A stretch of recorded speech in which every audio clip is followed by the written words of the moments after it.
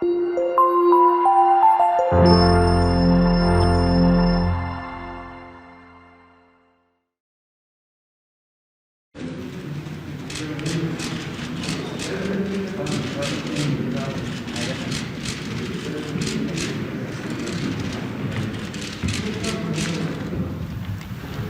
buenas noches.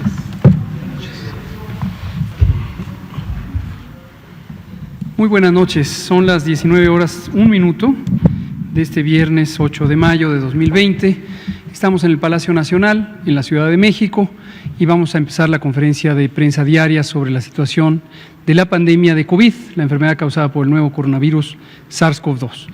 Hoy nos vamos a enfocar en dos elementos. El primero, el informe técnico diario, y el segundo, tenemos el privilegio de tener a nuestra muy querida jefa de gobierno de la Ciudad de México, la doctora Claudia Sheinbaum Pardo, quien comentará junto con nosotros sobre la mortalidad asociada con COVID, los registros, la vigilancia epidemiológica, la dictaminación y varios aspectos técnicos que consideramos útiles, habida cuenta que existen algunas inquietudes en algunos segmentos de la población al respecto. Y a pesar de que hemos comentado distintos aspectos técnicos muchas veces, siempre es bienvenida una nueva pregunta, y hoy lo vamos a comentar. Jefa, muchas gracias por estar con nosotros. Gracias. Le pido entonces al doctor José Luis Alomía si nos presenta el informe técnico y después pasamos a comentar lo siguiente. Con su permiso. Muy buenas tardes con todas y todos. Iniciamos el informe técnico diario. Estamos en el conferencia vespertina número 70, el día número 47 de esta Jornada Nacional de Sana Distancia. En la siguiente diapositiva vemos la actualización del panorama internacional. Continúa por encima del 50%, 51.5% exactamente, los casos en las Américas confirmados en los últimos 14 días, la pandemia activa en nuestra región, y a su vez el total de casos en los últimos 14 días, 31%, ¿no? Un poco menos de las 2/3 partes de los casos que se han confirmado hasta el momento en todo el mundo. En la siguiente diapositiva actualizamos nuestros números nacionales. 31.522 casos. Una cuarta parte siguen siendo los casos activos, que a su vez representan la epidemia activa en el territorio mexicano, 8.048, 3.160 lamentables defunciones que también han ocurrido, y más de 123.000 personas que han sido ya estudiadas para COVID-19, de las cuales 71.351 han salido negativas a la prueba de SARS-CoV-2. En la siguiente diapositiva veremos la carga acumulada, los 31.522 casos, cómo se distribuyen en todo el territorio nacional, y pueden ustedes notar en base a la escala de colores, que representa a su vez escalas o rangos de casos confirmados acumulados, pues cómo en su momento el país y cada entidad federativa se va pintando en relación a esta carga de enfermedad, de casos confirmados. En la siguiente diapositiva vemos esta misma distribución, pero ordenada para que ustedes puedan tener los totales para cada uno de estas entidades federativas, destacando que, bueno, las entidades federativas que también concentran la mayor carga poblacional, lógicamente tienen mayor transmisión. En la siguiente veremos la distribución del mapa, pero ahora solo con la epidemia activa en México, los 8.048 casos, y son todavía un poco más los estados que están presentando pues ya colores por encima de los 100 casos y por encima de los 251 casos. En la siguiente diapositiva podemos notarlos en orden descendente, precisamente para que puedan identificarlos ustedes en función de la carga total de cada uno de ellos. En la siguiente diapositiva vemos el mapa, pero ahora por tasa de incidencia acumulada por 100.000 casos, 6.29 es la tasa a nivel nacional para los últimos 14 días, y en los colores más oscuros las entidades federativas que tienen la mayor tasa de incidencia acumulada, lo cual habla precisamente de mayor transmisión, mayor cantidad de casos por población. En la siguiente diapositiva es la información distribuida en orden descendente para cada estado de esa tasa de incidencia acumulada por 100.000 habitantes. En la siguiente diapositiva podemos ver precisamente la distribución de las defunciones por fecha de ocurrencia, cómo se han presentado. 3.160 y además 254 defunciones aún sospechosas, es decir, está pendiente su resultado de laboratorio, pero igual las ven ustedes en la gráfica para que se sepa que están y que posiblemente pudieran incrementar el número para cada uno de los días, así como en la siguiente gráfica también pudiera suceder para cada una de las entidades federativas en donde se están registrando estas defunciones, y aquí podemos ver la carga de las mismas en donde se concentra en relación a dónde residía la persona o en este caso la unidad médica en la cual falleció. En la siguiente diapositiva vemos la curva epidémica.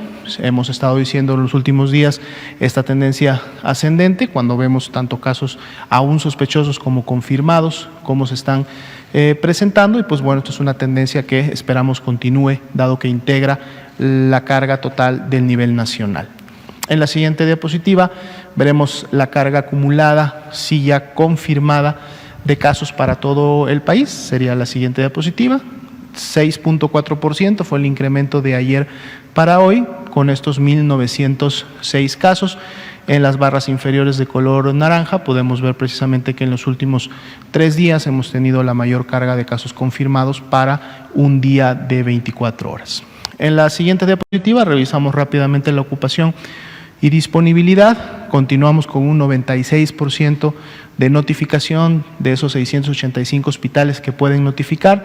La ocupación de camas generales para pacientes que presentan algún signo de gravedad pero que no están críticos se incrementó en 1% a nivel nacional. Ayer era 33, hoy día es 34. Eso representa 6.885 camas de este tipo ocupadas, que en la siguiente diapositiva podemos ver cuál es su distribución a nivel nacional en relación a cada una de las entidades federativas. Continúa en la Ciudad de México, Baja California, el Estado de México, Quintana Roo por encima del 42%, inclusive con un incremento de esta ocupación en la Ciudad de México de un 4% en relación al día de ayer. Y en la siguiente diapositiva vemos la disponibilidad de camas con ventilador, que son las que se requieren para poder atender a los pacientes más críticos con las mayores complicaciones, que ya tienen falla respiratoria y por lo tanto necesitan de un ventilador mecánico. 25% es la ocupación nacional, y pueden ustedes también ver cómo está la ocupación por cada una de las entidades federativas. Sería la actualización para esta noche. Muchas gracias, doctora Lomía. Le damos la palabra a nuestra jefa de gobierno. Tenemos por ahí una presentación. Gracias. Este es lo que hemos venido trabajando desde la Ciudad de México en coordinación con el Estado de México, porque hemos estado analizando permanentemente la zona metropolitana del Valle de México. Como ustedes saben, la zona metropolitana tiene 22 millones de habitantes, es una de las zonas más pobladas del planeta, y es difícil analizar de manera aislada la Ciudad de México de todos los municipios que la rodean, 59 municipios en el caso del Estado de México, porque finalmente hay un continuo urbano en todas partes, y eso nos obliga pues a tener realmente una coordinación permanente con el gobierno del Estado de México y evidentemente con el gobierno de México a través de la Secretaría de Salud. Entonces, nosotros evaluamos permanentemente el número de pacientes intubados y no intubados, tanto por la red negativa que tiene la Secretaría de Salud, como por la información que recibimos de manera coordinada del Instituto Mexicano del Seguro Social, del ISSSTE, de los hospitales de la Secretaría de Salud, del Gobierno de la Ciudad de México, del Gobierno del Estado de México. Para el día de ayer a las 7 de la noche, apenas estamos recibiendo la información de hoy, teníamos 2.525 personas no intubadas, hospitalizadas en la Ciudad de México, y 899 intubadas. Y en el caso, adelante, la que sigue. En el caso de la zona metropolitana del Valle de México son 3.372 y 1.034 pacientes intubados en la ciudad. Y todos los días estamos revisando esto, adelante. La siguiente. Con un modelo epidemiológico que hemos estado trabajando con el CONACYT y con la Secretaría de Salud. Son distintos modelos de distintos grupos de investigación que estamos comparando permanentemente, y aquí ustedes pueden ver, el amarillo es lo que consideramos que puede ser el escenario que se parece más a lo que hemos venido observando, de personas que están hospitalizadas. El azul son los datos reales y el amarillo es lo que estamos esperando para las próximas semanas, la que sigue. Y estas son personas intubadas, que como ustedes pueden ver en los últimos días hemos tenido un crecimiento menor del que veníamos teniendo en las últimas semanas. No podemos todavía ser concluyentes si esto significa que ya estamos aplanando la curva, en el sentido de que esto ya se refleja en las hospitalizaciones, pero sí es un dato real que estamos reflejando, y si esto es consistente para los próximos días, entonces ya podríamos tener una estadística en el sentido de que realmente comienza a disminuir el número de intubados en la zona metropolitana del Valle de México. Adelante. Estos que pocas veces se habla de esto, y es muy importante, hay 2.214 personas que se han recuperado de los hospitales.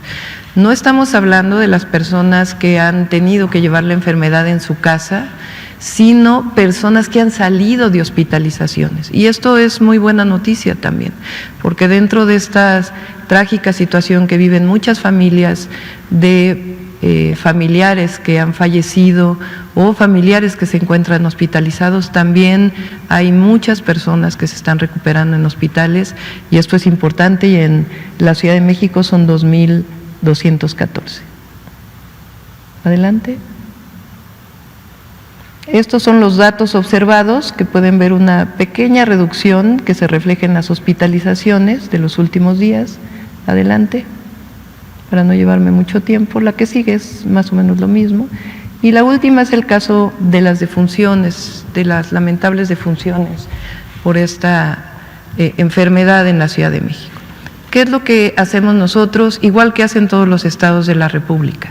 Nosotros informamos a la Secretaría de Salud del Gobierno de México, particularmente el área de epidemiología, las personas que han fallecido que tienen prueba de COVID, que están establecidas a través de una serie de lineamientos que establece la Secretaría de Salud del Gobierno de México con la Organización Mundial de la Salud.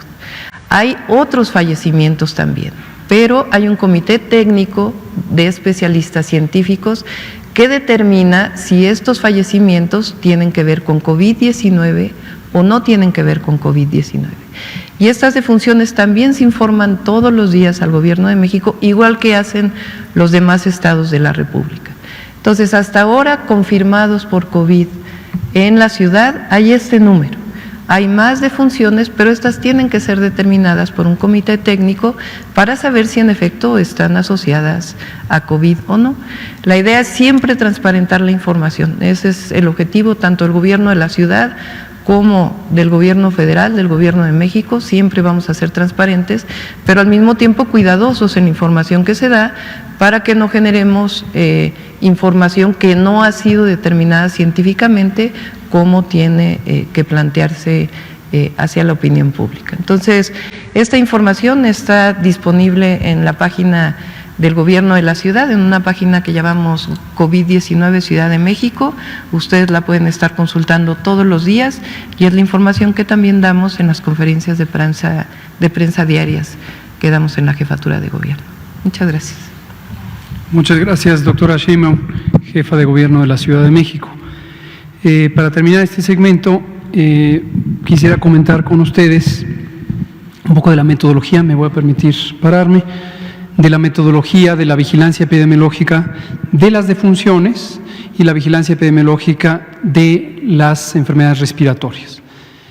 De manera panorámica, para que ubiquemos de qué estamos hablando, ya hemos dicho que la vigilancia epidemiológica es el proceso por el cual distintas partes de la sociedad, más comúnmente los gobiernos, tanto nacionales como subnacionales, como incluso locales, en todo el mundo o en la mayoría de los países del mundo, reconocen o identifican, todavía no, para que nos centremos en esta explicación general, identifican los fenómenos de enfermedad y de salud y sus determinantes en la población. Y el proceso, de manera simplificada, consiste en recolectar información, integrar la información, analizar la información, producir conocimiento, que es la parte más importante de la vigilancia epidemiológica, y divulgar ese conocimiento en forma de recomendaciones de política pública, de programas, de acciones, de intervenciones, al público en general, para que la conozca de manera abierta y también para monitorear o evaluar las intervenciones de salud y de políticas públicas. Eso es gruesamente el propósito fundamental y la mecánica de la vigilancia epidemiológica. México tiene un sistema nacional de vigilancia epidemiológica muy antiguo. Sus antecedentes, ya habíamos comentado en alguna ocasión, vienen de 1881, cuando se publicó el primer boletín hoy se llama Boletín de Epidemiología, en ese caso se llamaba el Boletín del Consejo Superior de la Ciudad de México, del Distrito Federal en ese tiempo. Y hemos tenido desde luego una evolución constante del sistema de vigilancia epidemiológica. Su versión contemporánea se estableció gruesamente en 1995 y del 95 para acá ha tenido grandes transformaciones. Algunas tienen que ver con la tecnología, otras tienen que ver con el concepto o los conceptos relacionados con la salud pública, la prevención, el control de enfermedades, y otras con los métodos epidemiológicos. Y los distintos métodos se han ido incorporando de acuerdo a la necesidad y la utilidad que pueden tener en México. Vamos a ahora centrarnos en la información sobre las enfermedades respiratorias para poner en contexto esta inquietud, que quiero decir de pasada, que nos parece válida cualquier inquietud. Ayer una de ustedes me preguntaba sobre la crítica, las observaciones. Siempre va a ser bienvenida la crítica, siempre. Qué bueno que haya inquietud. Hoy comentaba también con algunos colegas y en una entrevista, la información técnica de una materia, en este caso salud, no siempre se ha puesto a diálogo público. Generalmente era una materia reservada y se daban solo capsulitas o información ya digerida.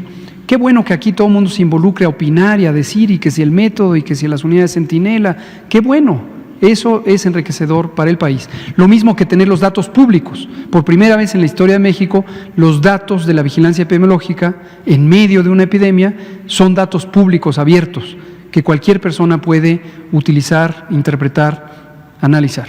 Bueno, esta gráfica lo que muestra es las defunciones por neumonía e influenza por año. Y hemos seleccionado para ilustrar del año 2000 al año 2019. Tomen en cuenta esta letra R que está aquí, que quiere decir en revisión. Las estadísticas y los datos de vigilancia epidemiológica suelen quedar en un proceso de revisión por la autoridad nacional, que es autónoma, sobre estadísticas y que se llama el Instituto de Estadística y Geografía, que es la autoridad oficial para las estadísticas vitales, que incluyen desde luego la mortalidad. Entonces quedan en revisión, en clasificación y en codificación por el INEGI, y cuando el INEGI decide ya las publica, y suele haber algunos pequeños cambios para arriba o para abajo en esa estadística. Vean ustedes. La fuente es la Dirección General de Información en Salud y es el Sistema Nacional de Información en Salud, que es un sistema distinto del Sistema Nacional de Vigilancia Epidemiológica, pero comparten varios puentes de información. 12.127, 11.222, etcétera, etcétera, etcétera. En el año más reciente, que está en revisión, 30.575. En el previo, que no está en revisión, 27.112. Ese es el tamaño de los números de las neumonías no especificadas. Y vean ustedes, lo segundo que quiero poner a su consideración es que las neumonías, neumonía es una inflamación de los pulmones generalmente de carácter infeccioso, que puede ser letal. El enorme conjunto, desde siempre, por lo menos este segmento de años, son las no especificadas. No se encuentra la causa, porque no se hizo la prueba de laboratorio, porque la persona murió, porque se hizo la prueba, pero el resultado fue fallido, por muchas razones. La enorme mayoría, este es todo lo que está registrado en neumonías en el Sistema Nacional de Información en Salud desde estos años. Y hay dos causas específicas. Una es influenza. Noten ustedes, por razones obvias que ahorita voy a enfatizar, que a partir de 2009, cuando fue la pandemia de influenza, 2009-10, empezó a cobrar notoriedad la influenza como una causa específica que se diagnostica. Y antes no se diagnosticaba prácticamente. Y esas que dicen neumonía especificada es un conjunto heterogéneo que raramente pasa de más de 150, 170 casos de neumonías causadas por distintos agentes infecciosos, bacterias, hongos y otros, raramente virales. Quería que conocieran el número, quería que conocieran que la gran mayoría siempre quedan no especificadas. Y aquí hago un pequeño paréntesis por aquella inquietud que había de la neumonía atípica. Esto ya lo he comentado antes. Neumonía atípica es un diagnóstico clínico, no es una categoría diagnóstica de la estadística o de la vigilancia epidemiológica. Atípico no quiere decir que sea rara, es considerablemente frecuente. 15-20% de las neumonías pueden tener una presentación clínica atípica. Y lo único que quiere decir atípico, y este término se inventó o se estableció cuando no existían métodos modernos de diagnóstico, en particular la tomografía, que permite una imagen muy precisa de los pulmones, cuando solo se usaba la radiografía, se identificó la neumonía típica cuando existía un importante deterioro de la función respiratoria que no correspondía con las imágenes radiológicas y había una disociación. La placa, la radiografía del tórax, se veía relativamente normal cuando la persona tenía una grave alteración del funcionamiento respiratorio. Y de ahí vino el término neumonía atípica, pero no es una categoría diagnóstica que esté en la clasificación internacional de las enfermedades, por supuesto tampoco en México. La siguiente. Entonces, lo más cercano a la neumonía atípica son estas neumonías no especificadas. Vamos a ver eso mismo, pero ahora lo vamos a convertir en porcentajes. Ya dijimos con toda claridad el número.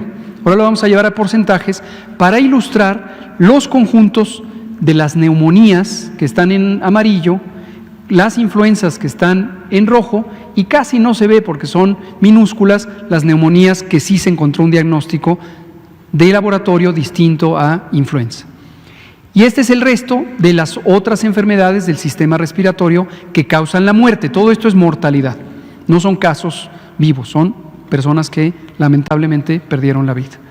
Vean ustedes que gruesamente la cuarta parte aquí y tercera parte en años más recientes de los trastornos respiratorios que causan la muerte fueron neumonías y 96% de ellos fueron neumonías no especificadas. Veamos en la siguiente diapositiva, vamos a concentrarnos en lo amarillo. Ya le quitamos lo gris de abajo, que son otras causas de muerte respiratoria, para destacar nuevamente cómo la enorme mayoría, 95-96% en años recientes, 98% en 2000, 2001, 2000, los años anteriores, son neumonías no especificadas y 2-4% son neumonías de causa conocida, la más frecuente, influenza. Veamos la siguiente. Aquí vamos a concentrarnos en la influenza y las de causa especificada, es decir, las franjitas de hasta arriba de la diapositiva anterior, para destacar cómo la influenza en años previos a la pandemia de influenza 2009 no era tan consistentemente notificada, ni diagnosticada, ni vigilada. Y en cambio lo que tenemos después del 2009, la pandemia de influenza, es una notificación mucho más consistente de casos de influenza, que se hacen en el sistema de vigilancia centinela de influenza, que ya dijimos que se estableció en 2006, se perfeccionó en los años previos a la pandemia de influenza y luego se ha ido manteniendo actualizado y moderno. La siguiente. Ahora vamos a concentrarnos para ver números nuevamente, pero solamente de lo que va del año y compararlo con una duración equivalente de años previos. Es el corte hasta abril para poder comparar con los años previos y poder entender el año 2020, que está en tiempo real. Son los mismos datos de la otra diapositiva, solo que se segmentaron hasta abril. Aquí dice enero-abril 2015 a 2020. Esto es lo que hay para todo el país, esto es lo que hay en la Ciudad de México.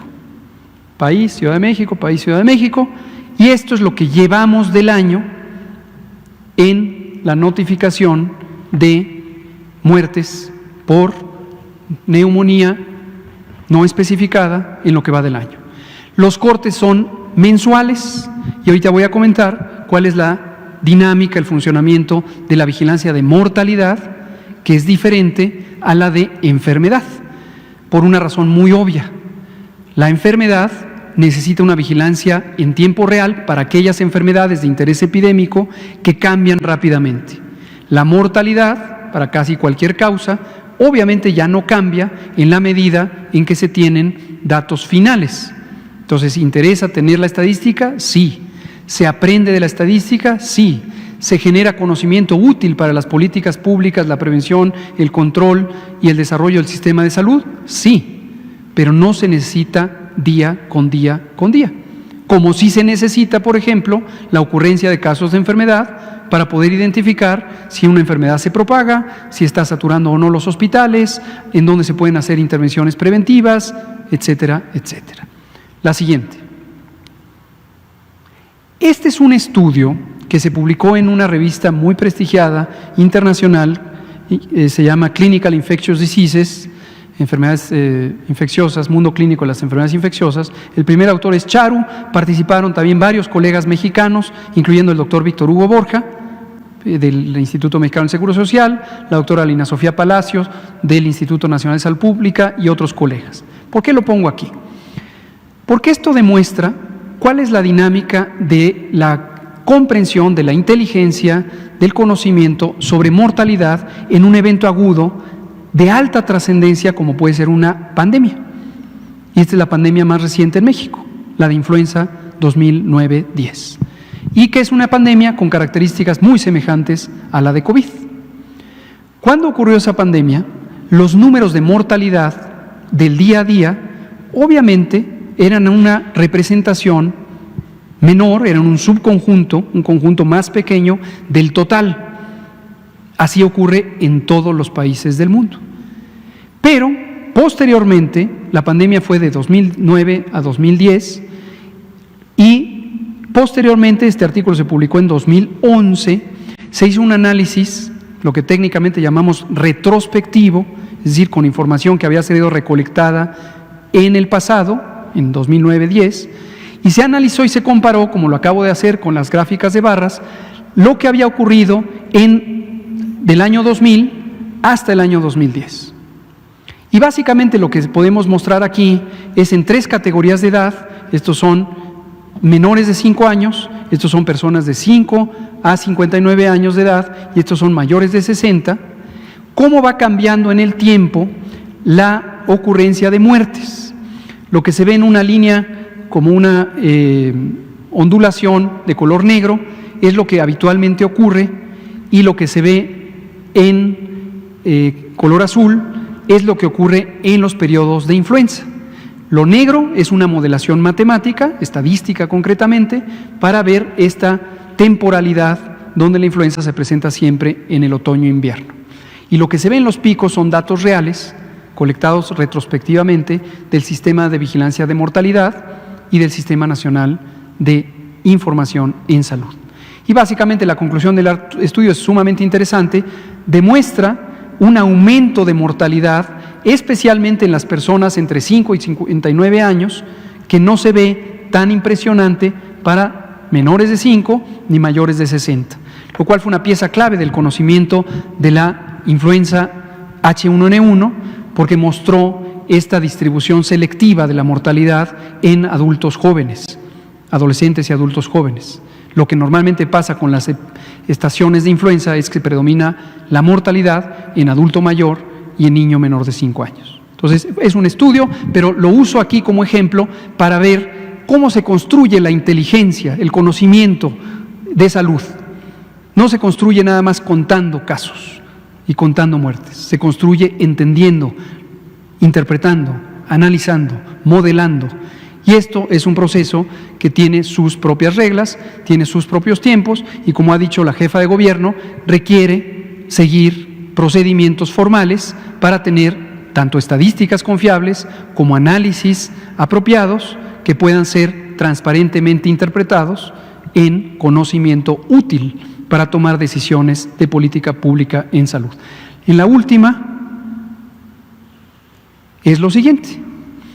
Ha habido inquietud de este tema de los casos de COVID en personas que fallecen y que desafortunadamente no se les alcanza a tomar una muestra de secreciones respiratorias para el diagnóstico. Y entonces la inquietud, hoy la vimos representada en algunas notas periodísticas internacionales, es: ¿están ocultando información? No.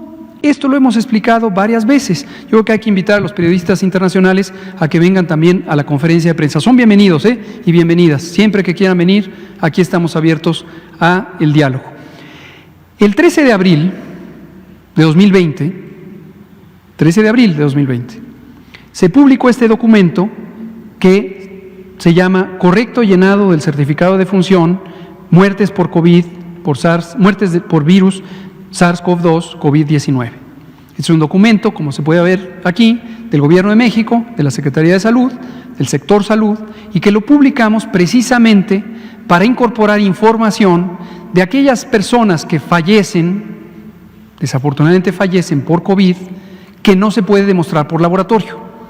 Y esto fue atendiendo a recomendaciones y definiciones de la Organización Panamericana de la Salud, Organización Mundial de la Salud, que son de aplicación universal y que definieron los códigos de la Clasificación Internacional de Enfermedades, número 10, que es la vigente, que corresponden a COVID. Y como pueden ver ustedes, hay tres tipos. Hay los casos confirmados o las muertes confirmadas, esto aplica a casos que fallecen, casos confirmados en donde hay un diagnóstico por laboratorio. Pero también existen los casos sospechosos que no requieren confirmación por laboratorio, y existen los casos probables en donde existe evidencia de que el informe de las pruebas de laboratorio para el virus no es concluyente. Es decir, la prueba, el espécimen estaba en mal estado, la técnica de laboratorio se corrompió, etc. 13 de abril 2020. Y desde entonces se están llenando los certificados de defunción en virtud de este lineamiento, incluyendo la categoría muerte por COVID basada en estas definiciones. Y en su momento, como señaló la jefa de gobierno esta tarde o esta mañana, y lo acaba de decir, y es el procedimiento universal para todo el país, se hacen dictaminaciones por comités técnicos especializados. Unos están en los estados y son el Comité Estatal para la Vigilancia Epidemiológica, CEBE, y otro es el único nacional, que se llama Comité Nacional para la Vigilancia Epidemiológica, CONAVE, cuyo secretario técnico es el doctor Alomía. La siguiente. Esta última es para familiarizarles con que la vigilancia no es una sola base de datos, una sola plataforma, un solo sistema. Son múltiples sistemas que todos en conjunto construyen la información necesaria para una apreciación panorámica, comprensiva, integral de un fenómeno de salud como puede ser la pandemia de COVID. Concretamente tenemos dos sistemas: el SISVER, Sistema de Vigilancia de Enfermedad Respiratoria, que hemos comentado aquí varias veces, ayer lo volvió a presentar el doctor Alomía, y uno con el que quizá no estaban tan familiarizados, que es el REDVE, que es la red de funciones sujetas a vigilancia epidemiológica. Y esto son dos sistemas que producen información complementaria que viene de notificaciones que hacen nuevamente las unidades médicas y las jurisdicciones sanitarias, concretamente el REDVE, quien está obligado a notificar son las jurisdicciones sanitarias, y tenemos documentos que amparan, prueban lo que se pone en esa información. Entonces, los dos documentos de interés son el certificado de defunción y un documento anexo al certificado de defunción. El certificado tiene varios anexos donde se ponen detalles, y entre esos detalles el anexo 8 es el documento de rectificación o ratificación de la causa de muerte. Y hay un grupo especializado de personas que se conocen como precisamente quienes clasifican y codifican, se les llama codificadores de las causas de enfermedad, y utilizan la Clasificación Internacional de Enfermedades. Por cierto que México, en su Dirección General de Información en Salud de la Secretaría de Salud, tiene el centro colaborador de la Organización Mundial de la Salud para la Clasificación Internacional de Enfermedades.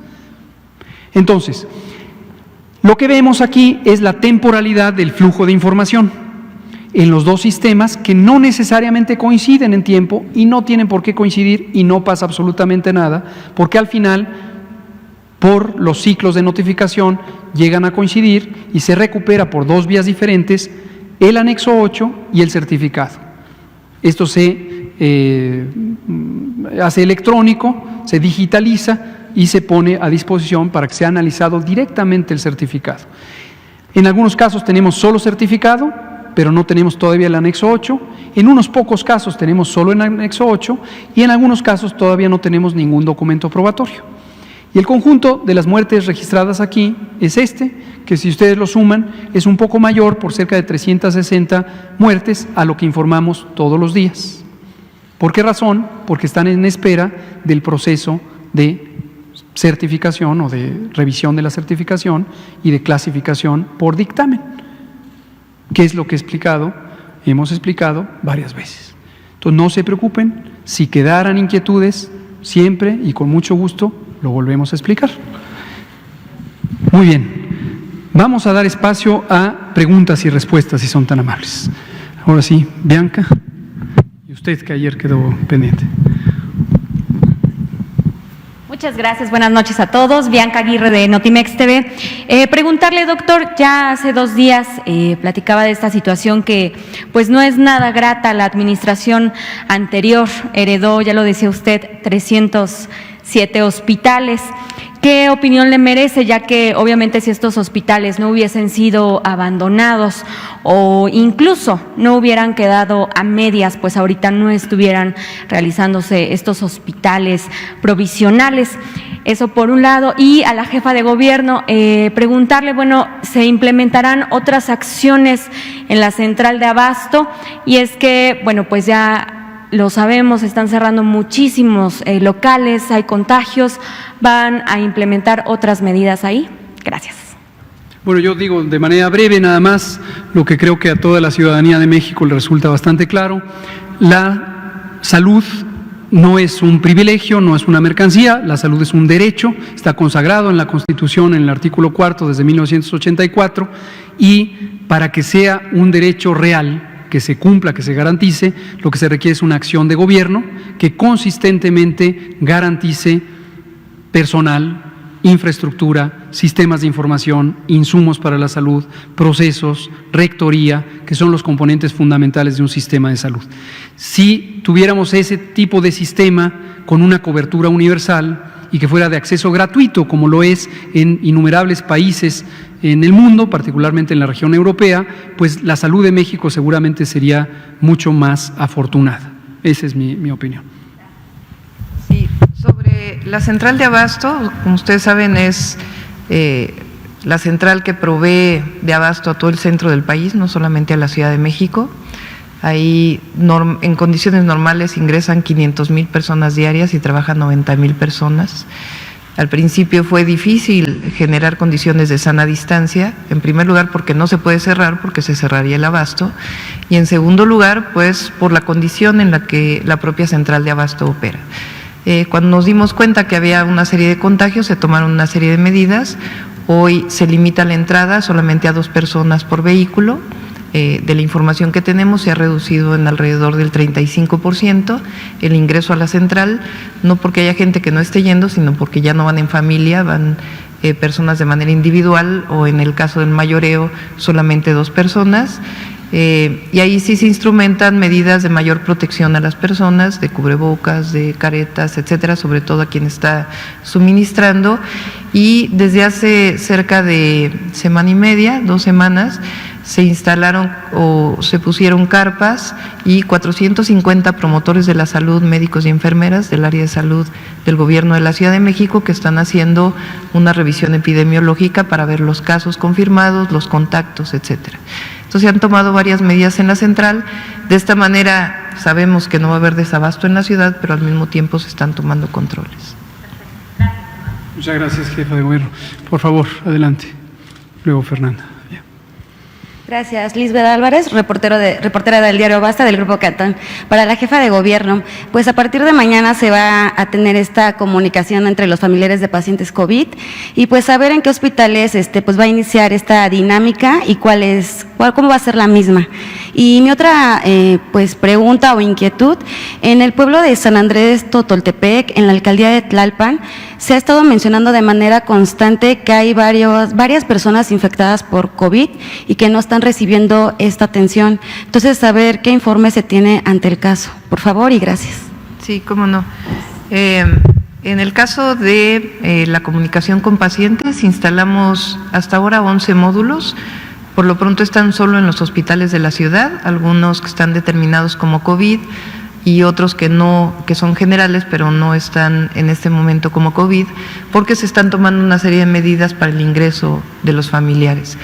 Estas se instalaron hace 3 días y los familiares pueden llegar y preguntar. Y estamos colaborando para que se instalen también en los hospitales del IMSS, del ISSSTE y los institutos nacionales de salud y los hospitales generales que dependen de Secretaría de Salud.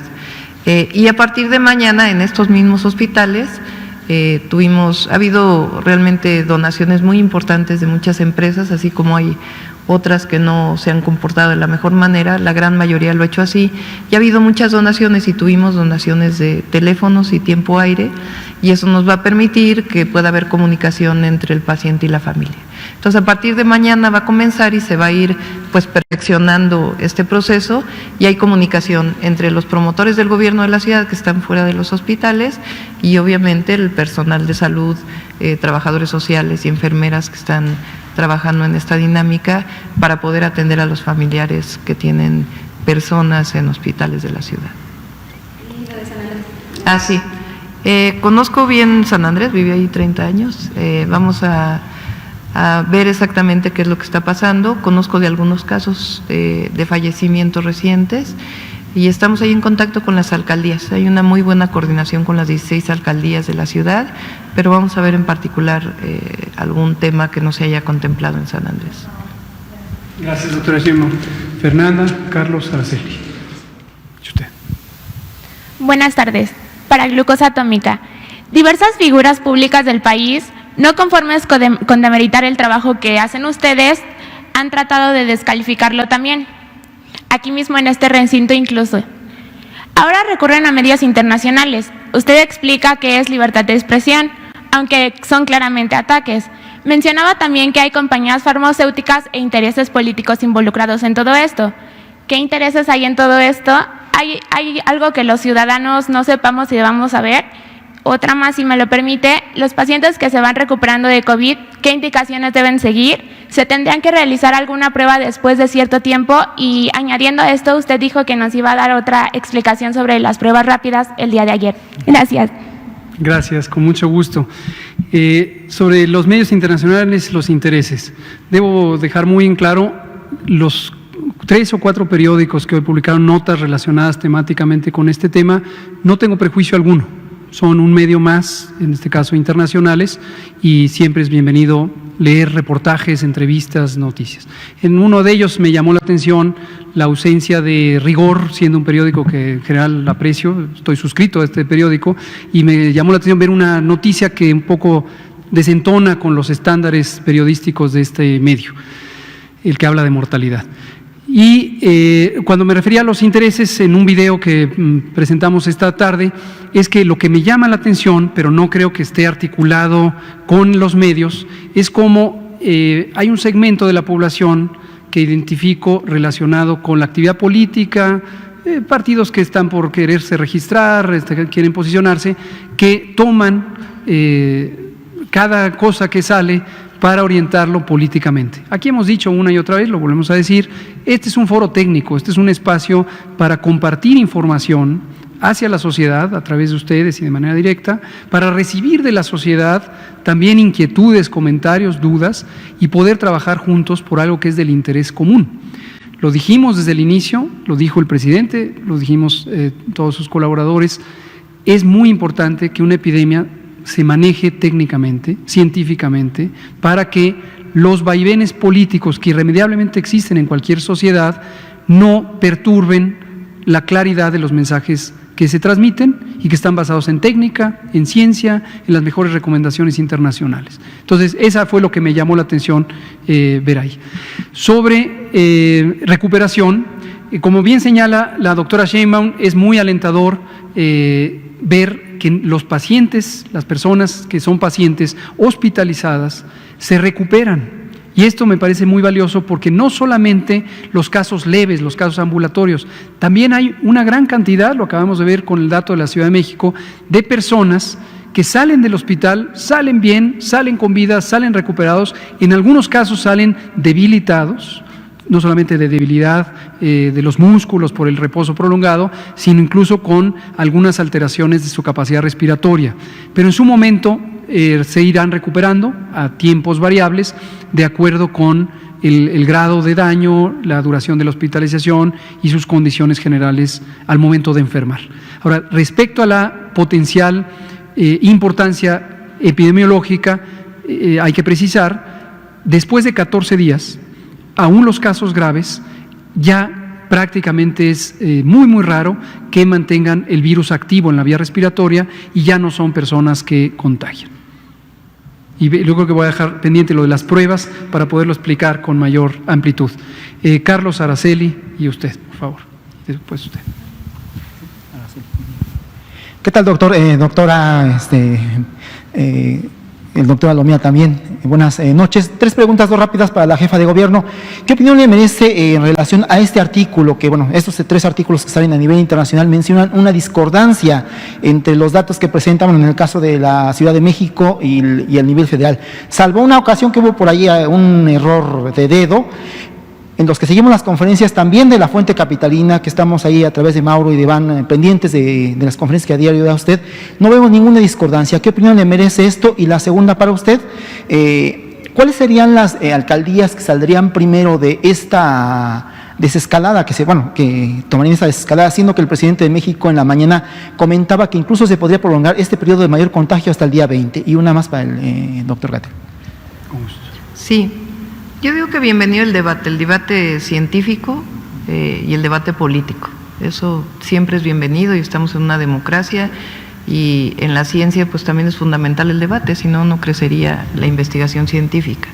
El tema aquí es cuando lleva pues algún otro objetivo. Entonces ahí cada quien la opinión que tenga. No creo que en este caso y que cada quien haga su revisión de acuerdo con lo que se escribe en los medios de comunicación. Bienvenida también la libertad de prensa, además, es fundamental en nuestro país.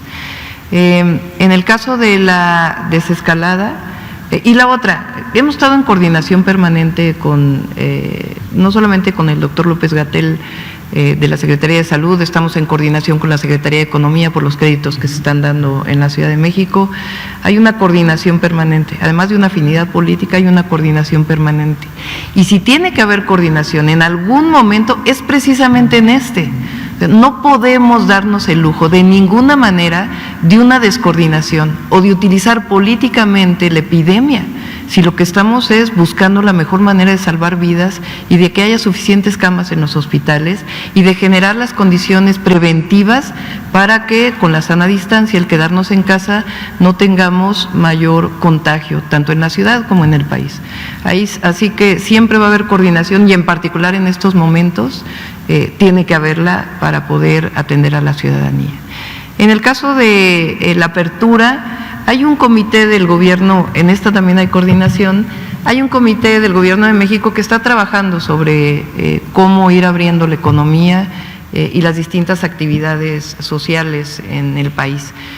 Como ustedes saben, la zona metropolitana del Valle de México es ahora la de mayor contagio y de acuerdo con la condición que tenemos, pues va a haber una apertura que está siendo coordinada por el gobierno de México y que nosotros estamos participando. Ya va a haber tiempo en su momento para poderlo atender. Por lo pronto, pues es quedarnos en casa, la sana distancia y mantener esta condición para que esta posibilidad que hemos tenido de darle una cama de hospital a todas las personas que se enferman gravemente por el COVID-19 tengan la posibilidad de seguirla teniendo. Es eso. mi comentario. Que manejan las cifras del diario de este coronavirus. A nivel nacional, esta fecha que da el presidente López Obrador para el Valle de México, que es el 20 de este mes, de que pueda concluir ya el pico de contagios, a nivel nacional, ¿cómo está? Siendo que ambos nos decían que Cancún, otras ciudades están a punto de salir de este punto rojo que le podamos llamar, o yo le llamo el día D, de salir de este día D de los contagios. ¿Se planea que también se pueda recorrer este tipo de fechas para la desescalada, como dicen en España, o la apertura o el regreso a la normalidad, como hicimos en México? Gracias. Muchas gracias, Carlos, por la pregunta. Efectivamente es importante. La epidemia de COVID, y lo mismo pasa con la influenza, y lo mismo pasa con varias otras enfermedades de interés epidemiológico, no es una sola curva epidémica. En los países pequeños, donde hay además mucha densidad poblacional o proximidad física entre las ciudades, por ejemplo, puede sincronizarse la epidemia en todo un territorio. Pero en países extensos como México, como Estados Unidos, como Brasil, como Rusia, como China, es como si fueran, o la India, es como si fueran múltiples países en el sentido de que cada ciudad, a veces cada estado, sincroniza una epidemia por sí misma, pero es diferente las fechas de ocurrencia respecto a otras. Entonces, por eso hemos comentado, de hecho, como una muy buena noticia esta dinámica, porque nos permite enfocar esfuerzos ahorita a las 5 ciudades más con mayor intensidad de transmisión: la Ciudad de México, Villahermosa, Tabasco, Cancún, Culiacán, Sinaloa y Tijuana. Y en la medida en que estas 5 ciudades, muy próximamente también la Ciudad de México, van a empezar a tener menos y menos y menos y menos casos, cuando lleguen a un momento que precisamente es al que se refirió el presidente, alrededor del 20, ya vamos a poder los recursos que se utilizaron aquí, también ponerlos a disposición de otras ciudades y regiones que pudieran tener necesidad. Y ese trabajo lo hemos hecho, como bien señala la doctora Sheinbaum, en perfecta coordinación con las entidades federativas, no solo, aunque es destacable, con la Ciudad de México, pero con las 32 entidades federativas, de modo que pueda haber un esquema de solidaridad de todo el país. Y aquí la palabra clave es esa: solidaridad, cooperación. Cuando vayan disminuyendo las ocupaciones hospitalarias, terapias intensivas, puede ser que los recursos útiles, incluidos los equipos profesionales, no solamente los recursos materiales y tecnológicos, pueden estar al servicio de apoyar otras ciudades, otras regiones, otros estados que pudieran en su momento tener este grado de necesidad. Gracias. Araceli, por favor, creo que va a ser la penúltima y usted la última. Ay, rápidamente, gracias, doctor. Preguntarle primero a la jefa de gobierno si en vísperas del 10 de mayo habrá un operativo para persuadir a las personas que no salgan de sus casas, que no acudan a pastelerías, a los mercados de flores. ¿Habrá algo para persuadirlos de que permanezcan en sus casas? Preguntarle, doctor Gatell, usted hablaba ayer de la inmunidad de rebaño. ¿Qué importancia tendrá esto precisamente para la apertura escalonada de los municipios? Doctora Lomía, si me puede hacer el favor de decirme cuáles son los municipios con menos casos de COVID en el país. Gracias. Sí, sobre el caso del 10 de mayo, en la ciudad hemos optado en todas las ocasiones, y además por la vocación democrática de nuestra ciudad, es que no hemos optado por una opción en donde se multe a las personas que están caminando en la calle. Al revés, es concientizar, informar, y la verdad es que ha habido una cooperación muy grande en la ciudad y esperamos la misma cooperación el 10 de mayo. La ciudadanía sabe que la mejor manera de festejar a las mamás, a las abuelas, a nuestras mamás, pues es a sana distancia. Es en esta ocasión, 10 de mayo, podemos celebrar, pero a sana distancia. Vamos a tener un festival especial todo el día.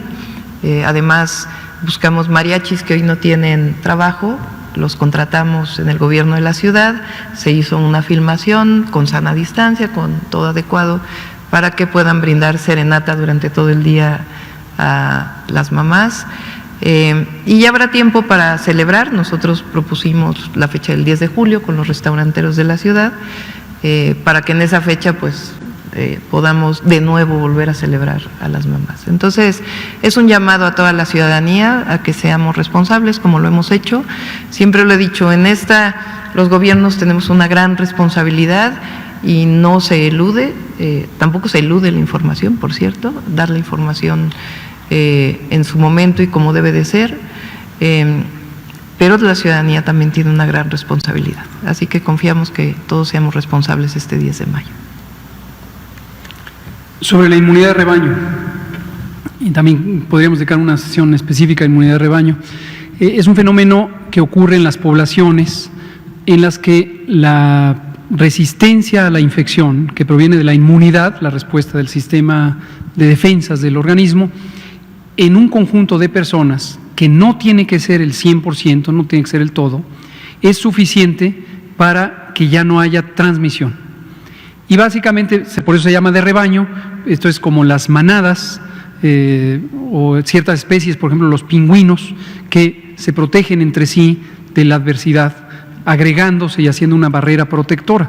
En este caso, el mecanismo es que si yo tengo personas que ya son inmunes y mi relación principalmente es con personas inmunes, si yo llegara a infectar, yo ya no voy a infectar a nadie más, porque estoy rodeado de personas inmunes. Entonces, los contactos de esas personas que son inmunes ya no van a llevar la infección a otros lados. De acuerdo a qué tan transmisible es una enfermedad, es la cantidad o la proporción de la población que necesita ser inmune para que el efecto rebaño ocurra. En un virus como SARS-CoV-2, el causante de COVID, estamos seguramente identificando que necesitaríamos 60, 70, algunas estimaciones consideran hasta 80% de la población que sea inmune. Todo esto se basa en el supuesto, aún no demostrado científicamente, de que la infección por virus SARS-CoV-2, causante de COVID, produce inmunidad, que la inmunidad es protectora y que es de largo plazo. Por eso también, y con esto cierro, esta idea de cuántos casos hay, cuántos contagios, otro de los periódicos en español que hoy publicaba sobre este tema de los casos ocultos, los casos no manifiestos, hablaba de 730,000 contagios. Qué bueno que haya 730,000 contagios, siempre y cuando no sean personas con una enfermedad grave. Pero sabemos que no, porque la enfermedad grave se registra al 100%. Entonces sabemos perfectamente, lo hemos venido diciendo desde el inicio, que hay un conjunto muy grande de la población que ojalá se quede en casa, que si no es una persona con factores de riesgo, edad, embarazo, enfermedades crónicas, no vaya a las consultas, no vaya a las salas de urgencias porque puede contagiar. En forma individual se puede quedar con la duda, tuve o no COVID, lo único que tuve es fiebre, tos, dolor de cabeza, dolor de garganta, pero no va a pasar a mayores.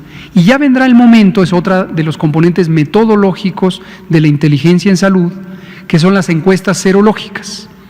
Y la encuesta serológica, el día que hablemos de inmunidad de rebaño lo podemos abordar, básicamente consiste en documentar qué proporción de la población mexicana tiene anticuerpos contra COVID, contra SARS-CoV-2, y por lo tanto si hemos alcanzado o no el punto crítico de la inmunidad de rebaño.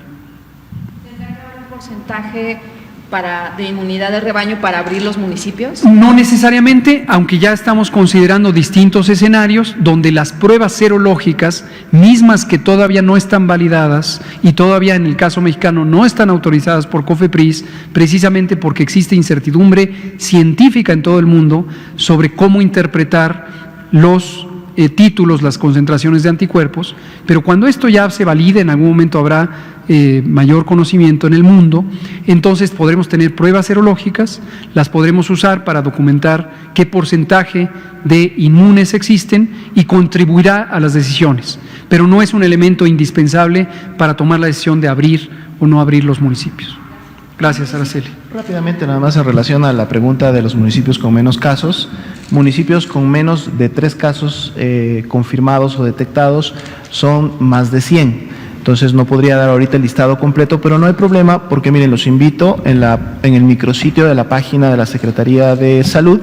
Ustedes entran al micrositio, en la pestaña de arriba hay un enlace que dice datos. Seleccionan datos e inmediatamente los va a mandar a la página que se está trabajando de manera conjunta y coordinada con CONACYT.